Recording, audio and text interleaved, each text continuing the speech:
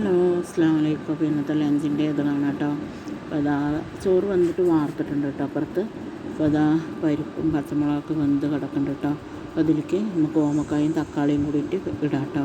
പപ്പായ, അപ്പോൾ പപ്പായ, കർമൂസ്, പിന്നെ എന്തൊക്കെയോ അതിന് പേര് പറയുന്നുണ്ട്. ഞങ്ങളിവിടെ ഓമക്കായാന്ന് കേട്ടോ പറയുക. അപ്പോൾ അതാ പിന്നെ തക്കാളിയും ഓമക്കായും കൂടി ചെറുതായിട്ട് പഴുത്തിട്ടുണ്ട് കേട്ടോ. അരച്ച കുഴപ്പമൊന്നുമില്ല. പിന്നെ തേങ്ങ അരച്ച് കഴിച്ചപ്പോൾ പ്രശ്നമൊന്നുമില്ല കേട്ടോ. ചെറിയ കുഞ്ഞേ ഒരു മധുരം ഉണ്ടെന്ന് തന്നെ ഉള്ളൂ കേട്ടോ.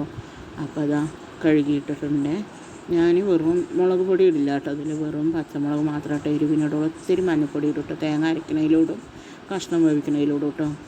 അങ്ങനെ മഞ്ഞൾപ്പൊടി ഉപ്പൊക്കെ ഇട്ടിട്ട് വേവിക്കാൻ വെച്ചു കേട്ടോ. ഞാൻ ഉപ്പിടാൻ മറന്നിട്ടുണ്ടായിരുന്നു. പിന്നെ ഞാൻ കുറേ കഴിഞ്ഞിട്ട് തേങ്ങ ഒഴിക്കാനാവുമ്പോൾ ഞാനിത്തിരി ഉപ്പിട്ടിട്ടുണ്ടായിരുന്നു കേട്ടോ. പിന്നെ കുറേ പേര് നമ്മുടെ വീഡിയോ കാണുന്നുണ്ട്. നിങ്ങളൊക്കെ ഒന്ന് സപ്പോർട്ട് ചെയ്താലാണ് എനിക്ക് എന്തെങ്കിലും ഒരു ഇത് കിട്ടുള്ളൂ കേട്ടോ. അപ്പോൾ ഇതാണ്ടോ ചോറും വാർത്ത് വെച്ചിട്ടുണ്ട്. അപ്പോൾ എല്ലാവരും ഒന്ന് സപ്പോർട്ട് ചെയ്ത് ഇതാക്കണം. ലൈക്ക് ചെയ്യുക, ഷെയർ ചെയ്യുക, സബ്സ്ക്രൈബ് ചെയ്യുക കേട്ടോ. അസ്സലാമു